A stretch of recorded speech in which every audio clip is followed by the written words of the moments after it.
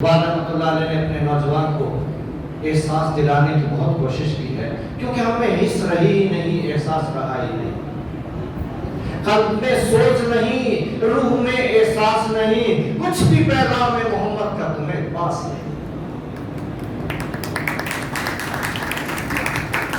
وائے ناکامی متاع کارواں جاتا رہا، کارواں کے دل سے احساس ضیاء جاتا رہا۔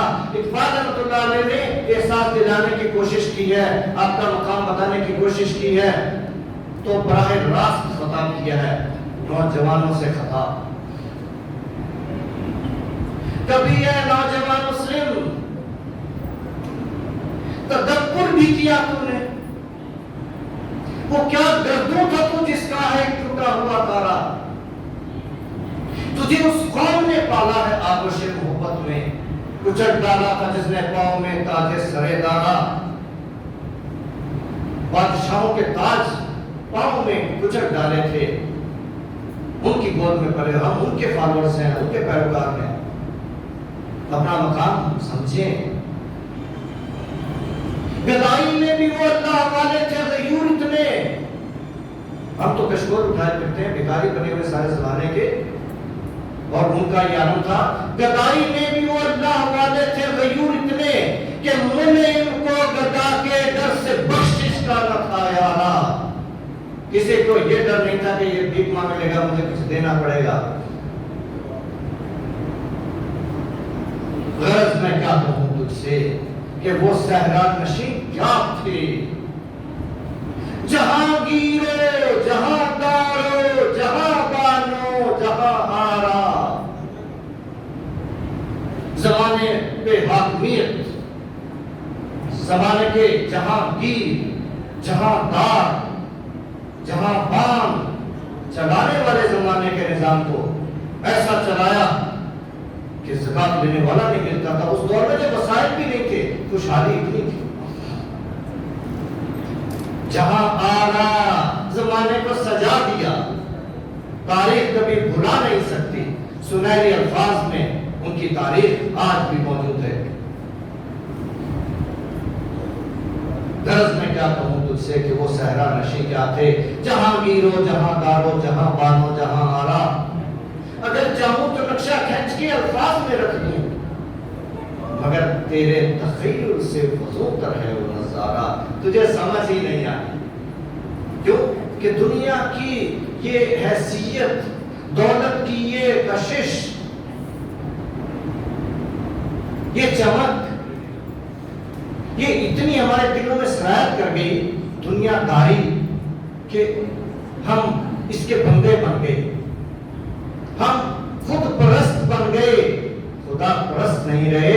ہماری سمجھ میں بات آنے والی نہیں ہے۔ اگر چاہوں تو نقشہ کھینچ کر الفاظ میں رکھ دوں، مگر تیرے تخیل سے فزوں تر ہے یہ نظارہ، تجھے آواز سے اپنے کوئی نسبت ہو نہیں سکتی۔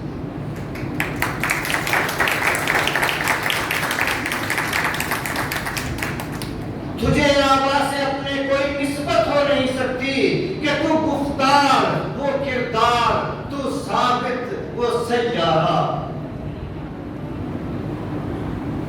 گوا دی ہم نے جو اسلاف سے میراث پائی تھی۔ ہماری میراث کیا تھی؟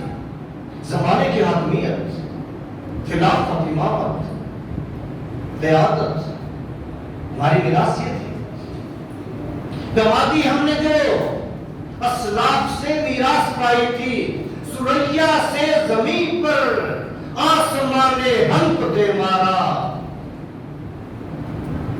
مگر یہ زندگی کے نشیب و فراز ہے، دنیا کا عروج و زوال ہے، تو اس لیے حکومت کا تو کیا رونا کہ وہ ایک عارضی شے تھی، نہیں دنیا کے آئینے مسلم سے کوئی چارہ، یہ تو ہوتا رہتا ہے۔ مگر وہ علم کے موتی، کتابیں اپنے آبا کی جو دیکھیں ان کو یورپ میں، تو دل ہوتا ہے سی پارا، دل کے پیس ٹکڑے ہو جاتے ہیں جب ہم یہ سنتے ہیں کہ اسلام ہے یورپ میں مسلمانوں کے بغیر، اور مسلمان ہیں ہند میں، یا اس کو تو ہند تھا، اب تو پاکستان میں، اسلام کے بغیر۔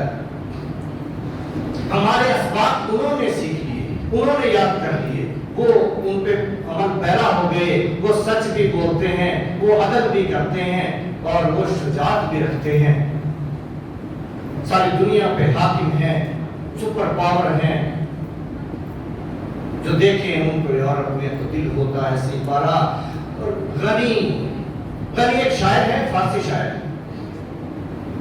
غنی روزے سیاہ پیرے کنارہ تماشا کن، ہمارے ساتھ تو وہ ہوا ہے، ہم پہ تو وہ بیتی ہے جو روزے سیاہ، اندھیرے والے دن، تاریکی والے دن، یعقوب علیہ السلام رو رو کے اندھے ہو گئے، سب کچھ سیاہ ہو گیا ان کے لیے، روزے سیاہ جو ان کے ساتھ ہوا اس کا ذرا تماشا دیکھ۔